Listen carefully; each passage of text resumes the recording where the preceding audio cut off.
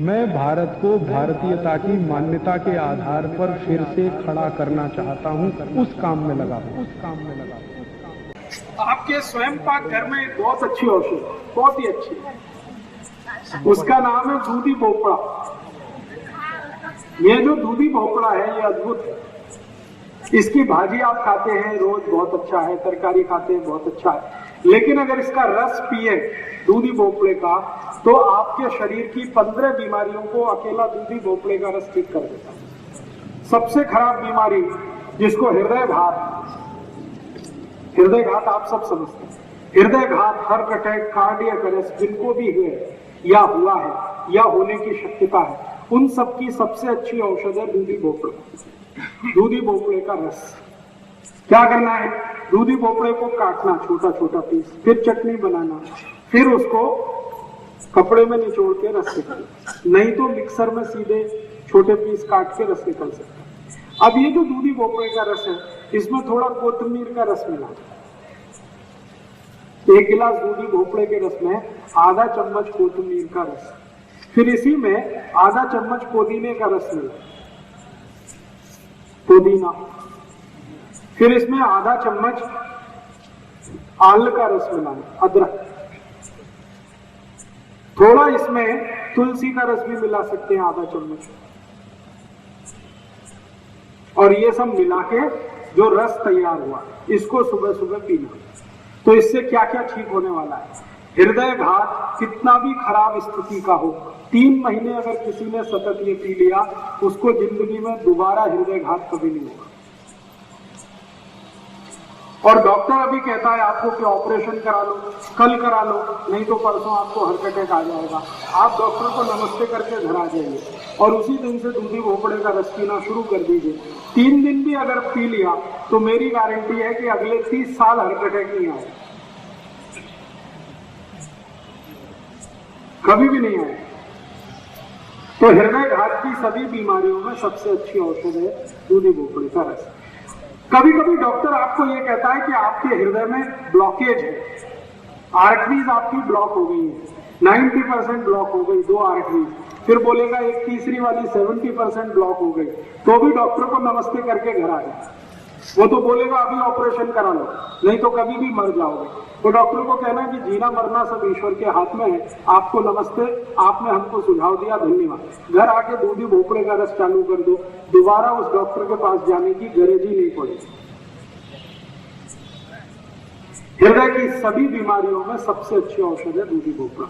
इस दूधी भोपड़े से और भी एक रोग ठीक होता है, ये संधिवात। अगर गुर्गे का दर्द है, कमर का दर्द है, कंधे का दर्द है, दूधी भोपड़े का रस पीते रहिए, 3-4 महीने में ये सब दर्द मिटा देगा। इसी दूधी भोपड़े से एक और रोग ठीक होता है, आधा सिर का दर्द, माइग्रेन। इसी दूधी भोपड़े से एक और रोग ठीक होता है, कब्जियत, कोष्ठबद्धता, मलबद्धता। इसी दूधी भोपड़े से एक और रोग ठीक होता है, और वो रोग आपके रक्त के विकार का है।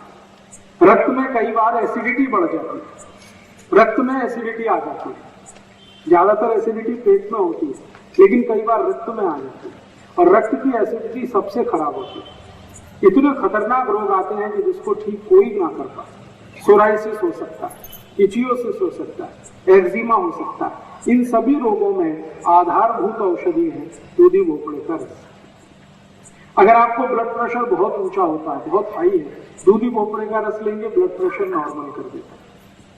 मोटापा बहुत हो गया है, ओबेसिटी आ गई है, वजन बढ़ गया है, दूधी भोपड़े का रस पीजिए, 4 महीने में वजन कम कर देता है। नींद नहीं आती रात को, दूधी भोपड़े का रस पीजिए, बहुत अच्छी नींद आएगी। भूख नहीं लगती, दूधी भोपड़े का रस पीजिए, भूख बहुत अच्छी लगेगी। आंखों की रोशनी कम हो गई है जिनकी, उनको दूधी भोपड़े का रस पिएंगे तो रोशनी बढ़ जाएगी आंखों। 3-4 महीने, लेकिन इसको ज्यादा भी लेंगे तो कोई तकलीफ नहीं आने वाली। 4 महीने तो कम से कम ले ही लीजिए, लेकिन अगर 4 से 8 महीने भी ले लें तो कोई हरकत नहीं।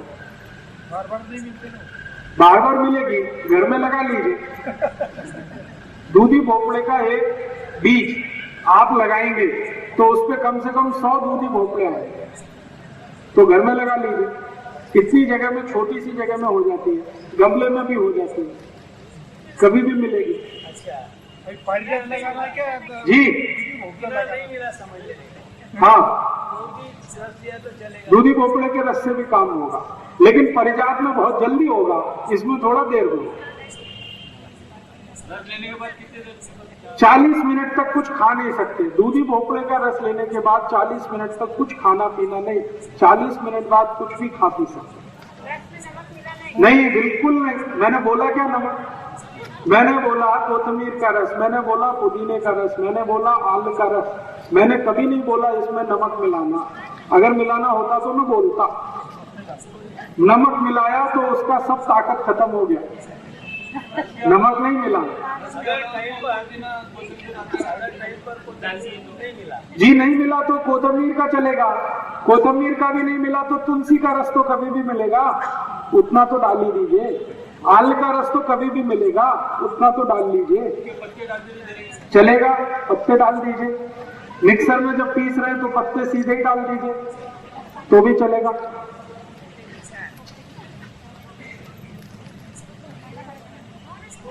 समझ में आया? दूधी भोपड़ा बहुत अद्भुत है। मेरी आपको सबको एक छोटी सी सूचना है कि हृदय रोग का कोई भी मरीज, कोई भी पेशेंट डॉक्टर के पास गया और डॉक्टर ने बोला कि ऑपरेशन कराओ, कभी मत कराओ, क्योंकि मैं आपको बताता हूं कि ऑपरेशन कराओ या मत कराओ, स्थिति आपकी वही रहने वाली है।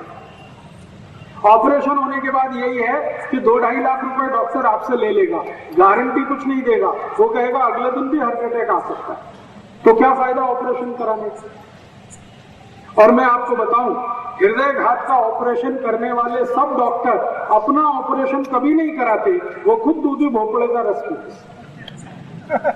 कभी नहीं कराते, क्योंकि उनको माहिती है ऑपरेशन के बाद भी ठीक कुछ नहीं होता।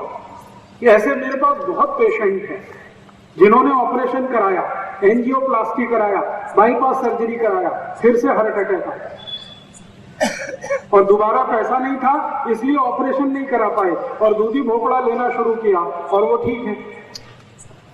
इसलिए ऑपरेशन कराने की बिल्कुल कोशिश मत करिए। क्या होता है वो मैं समझाता हूं। डॉक्टर करता क्या है, हृदय को रक्त देने वाली जो वाहिकाएं हैं, जिनको आर्टरीज कहते हैं हम लोग अंग्रेजी में, उनमें एक स्प्रिंग डालता है डॉक्टर, और वो स्प्रिंग वही होती है जो बॉल पेन में आपने देखी, बॉल पेन में एक स्प्रिंग देखिए, वही स्प्रिंग है, उसको अंग्रेजी में स्टंट कहते हैं। ये स्टंट 3 रुपए का बनता है और डॉक्टर जब आपको हृदय घात के ऑपरेशन में इसको डाल देता है तो 3 लाख रुपए ले लेता है। 3 रुपए की चीज है और आपसे 2.5-3 लाख ले लेगा और बोलेगा गारंटी कुछ नहीं, कल फिर अटैक आ सकता, तो फायदा क्या उसको डलवाने का। इसलिए कभी भी हृदय घात का ऑपरेशन कराने की कोशिश मत करिए। दूधी भोपड़े के रस से आपको कोई भी स्थिति ठीक हो जाएगी। मुफ्त की दवा है, ज्यादा खर्चा नहीं आएगा। अलग-अलग प्रकार के रहते हैं। हाँ, बहुत अच्छा प्रश्न। भोपड़े कम से कम 2 प्रकार के तो मैंने देखे, एक तो गोल होता है और एक लंबा होता है। ये जो लंबा वाला है ये सबसे अच्छा है। तो लंबा वाला जो भोपड़ा है उसका रस सबसे अच्छा है। गोल वाला जो है इसको ज्यादा अच्छा नहीं मानते। बीज निकलता है, कभी निकलता है, कोई मिलता है। हाँ, अगर बीज कम होगा तो सबसे अच्छा होगा, और कड़ू है तो उसको प्रयोग कम करिए। कड़ू वो तब होता है जब पक जाता है। पका हुआ दूधी भोपड़े का रस ज्यादा अच्छा नहीं माना जाता। कच्चा हो एकदम, तो उसकी पहचान कैसे करना, एक दूधी भोपड़ा हाथ में लीजिए, उसमें नाखून लगाइए, तो आसानी से नाखून अगर घुस गया तो वो बहुत अच्छा है, और नाखून घुस नहीं रहा है तो बिल्कुल बेकार है।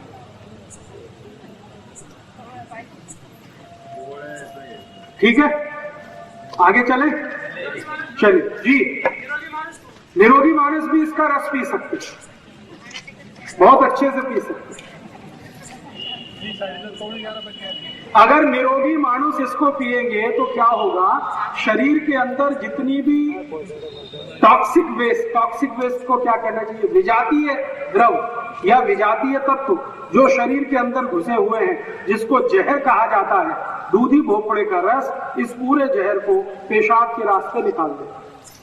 ये शरीर की ऐसी सफाई करता है जैसे कोई नहीं कर सकता।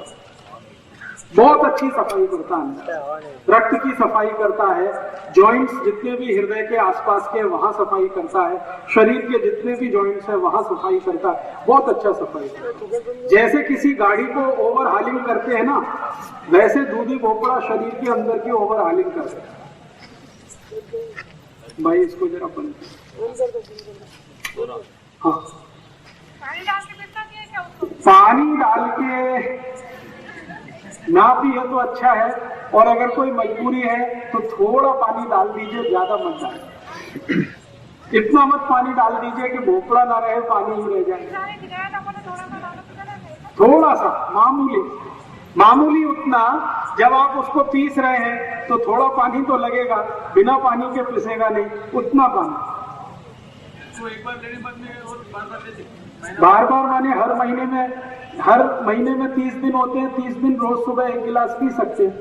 अगर आप स्वस्थ हैं तो 200 मिलीलीटर का गिलास इतना काफी है, और बीमारी वालों को 300 मिलीलीटर। साल भर लेना, साल भर ले सकते हैं, कोई हरकत नहीं, कोई तकलीफ नहीं। दोस्तों सबसे पहले तो चैनल सब्सक्राइब करें, फिर लाइक, कमेंट और शेयर करें, और हाँ, हमारा एंड्रॉयड ऐप डाउनलोड करना ना भूलें।